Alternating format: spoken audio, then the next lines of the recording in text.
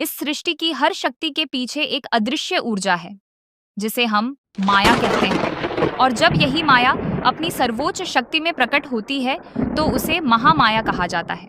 महामाया देवी दुर्गा का ही एक रूप मानी जाती है। वे ब्रह्मांड की सृजन, पालन और संहार की शक्ति है। पुराणों के अनुसार जब जब अधर्म बढ़ा तब तब महामाया ने अलग अलग रूपों में अवतार लिया।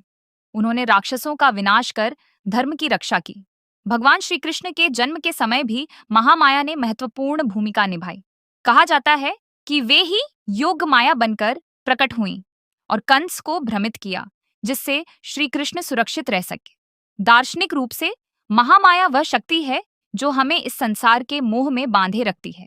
यही माया हमें सत्य और असत्य के बीच भ्रमित करती है। महामाया केवल एक देवी नहीं, बल्कि एक शक्ति है जो सृष्टि को चलाती है, हमें परखती है और अंततः हमें सत्य की ओर ले जाती है। जय महा। इस सृष्टि की हर शक्ति के पीछे एक अदृश्य ऊर्जा है जिसे हम माया कहते हैं। और जब यही माया अपनी सर्वोच्च शक्ति में प्रकट होती है तो उसे महामाया कहा जाता है। महामाया देवी दुर्गा का ही एक रूप मानी जाती है। वे ब्रह्मांड की सृजन, पालन और संहार की शक्ति है। पुराणों के अनुसार जब जब अधर्म बढ़ा तब तब महामाया ने अलग अलग रूपों में अवतार लिया। उन्होंने राक्षसों का विनाश कर धर्म की रक्षा की। भगवान श्री कृष्ण के जन्म के समय भी महामाया ने महत्वपूर्ण भूमिका निभाई।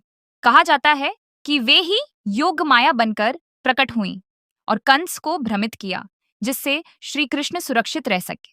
दार्शनिक रूप से महामाया वह शक्ति है जो हमें इस संसार के मोह में बांधे रखती है।